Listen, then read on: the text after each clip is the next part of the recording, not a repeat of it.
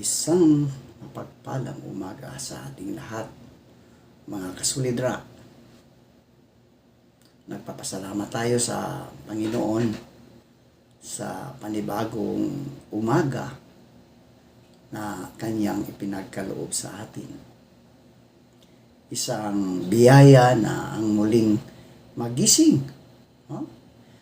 makahinga at magkaroon ng pagkakataong makapagnilay upang purihin at sambahin ang Diyos na siyang ating matibay na sandigan at kanlungan sa lahat ng panahon. Mga kasulidra, sa gitna ng mga pagsubok, alalahanin natin na si Kristo ang ating matibay na bato, ang matatag na pundasyon ng ating pananampalataya. Maaaring magbago ang mga sitwasyon sa ating paligid, ngunit ang pag-ibig, katapatan, at mga pangako ng Diyos ay nanatiling hindi nagbabago. Kaya sa umagang itong mga kasulidra, ihanda natin ang ating mga puso at isipan.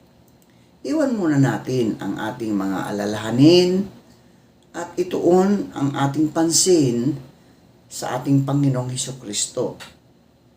Naway ang ating mga awitin, panalangin at pagninilay sa Kanyang salita ay maging daan upang tayo ay mapalapit sa Kanya at makatanggap ng bagong lakas, pag-asa at inspirasyon para sa buong araw na ito.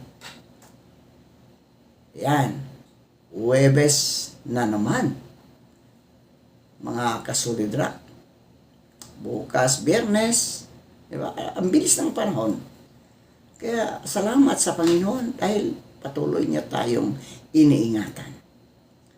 Mga kasulidra, ang ating pagninilayan ngayong umaga ay matatagpuan sa Bagong Tipan sa libro ni Mateo, Kabanata 7, talatang 13 hanggang 14. Ito po ang sinasabi: "Pumasok kayo sa makipot na pintuan, sapagkat maluwang ang pintuan at mapalad ang daan papunta sa kapahamakan.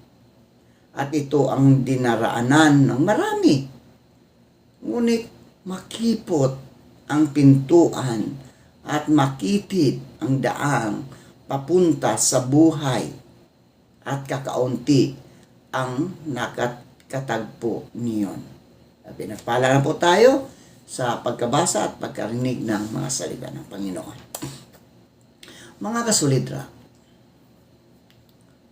ang talatang ito ay paalala ni Jesus na may dalawang daan na maaaring tahakin ng tao. Ang una ay ang malapad na daan. Malapad na daan. Malaki. Pero madali at kaaya-aya sa paningin ng tao. Ito ang daan na kadalasang sinusundan ng marami dahil hindi ito nangangailangan ng pagsasakripisyo. Hindi ito nangangailangan ng pagsunod o pagbabago ng buhay. Ngunit sinabi ni Jesus na ang wakas nito ay kapahamakan, mga kasulidra. Samantala, ang makitid na daan ay sumasagisag sa buhay ng pagsunod sa Diyos. Hindi ito madaling lakaran. Hindi ito madaling lakaran dahil nangangailangan ito ng pananampalataya.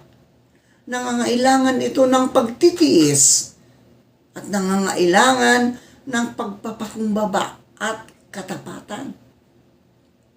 Kadalasan, mga kasulidra, kailangan nating talikuran ang kasalanan.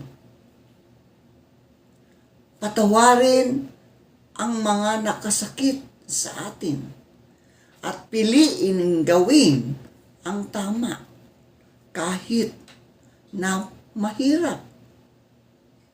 Gayunpaman, mga kasulidra, ito ang daang patungo sa tunay na buhay at kaligtasan. Sa ating panahon ngayon, mga kasulidra, maraming tukso at influensya ang nagtutulak sa atin na sumunod sa karamihan. Madalas nating isipin na kung ano ang ginagawa ng nakararami ay tama. Ngunit, mga kasulidra, bilang mga Kristiyano, tinatawag tayo ni Jesus na maging matapang sa pagpili ng makitid na daan, ang daan ng kabanalan, ang daan ng katotohanan, at ang daan ng pag-ibig sa Diyos. Naway suriin natin ang ating buhay, mga kasulidra. Anong daan ang ating tinatahak? Ang ating mga desisyon ba ay naaayon sa kalooban ng Diyos? Hilingin natin ang kanyang gabay upang manatili tayo sa makitid na daan na humahantong sa buhay na walang hanggan. Tayo po ay manalangin.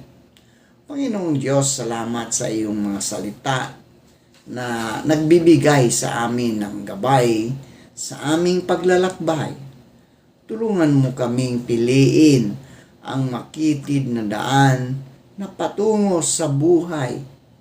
Bigyan mo kami ng lakas upang talikuran ang kasalanan at manatiling tapat sa iyo kahit mahirap ang aming dinadaraanan. Naway ang aming mga isip, salita at gawa ay magbigay luwalhati sa iyo. Inilalapit namin sa iyo ang aming mga kababayan na deprived of liberty. Naway maranasan nila ang iyong habag, pagmamahal, at kapatawaran sa gitna ng kanilang kalagayan.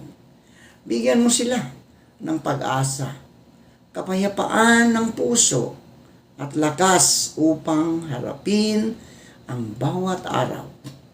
Tulungan mo silang magbago ng buhay, matuto mula sa kanilang mga pagkakamali, at muling makabangon sa pamagitan ng iyong biyaya. Ingatan mo rin ang kanilang mga pamilya na naghihintay at nananalangin para sa kanila. Naway maging daan ang kanilang mga pagsubok upang higit silang mapalapit sa iyo, makatagpo ng bagong simula. Patnubayan mo rin ang lahat ng naglilingkod sa kanila upang maging instrumento ng katarungan, habag at pag-asa. Amin ding inilalapit ang aming mga kapatid na nakaranas ng malaking pagsubok. Isang 7.8 lindol, Panginoon, na naranasan ng mga taga General Santos City, taga Davao. Panginoon, marami pong nasisirang mga ari-arian. Panginoon, ibangon mo sila sa pagkakaranas ng isang matinding pagsubok. Ikaw, Diyos, ang patuloy na magbigay sa kanila ng mga pangangailangan upang mabigyan nila ng kaayusan ang kanilang buhay. Maaari ang iba, Panginoon, ay nasa mga evacuation center. Pagpalain mo sila, ingatan mo sila, Panginoon, at ilayo mo po ang mga kababayan namin sa mga karamdaman, Panginoon. Tulungan mo sila na makabangon mula sa pagkakalugmok ng isang 7.8 na lindol, Panginoon. Maraming salamat, O Diyos, sa lahat ng katugunan sa aming mga panalangin. Sa pangalan ni Jesucristo na aming Diyos at tagapagligtas. Amen. Amen.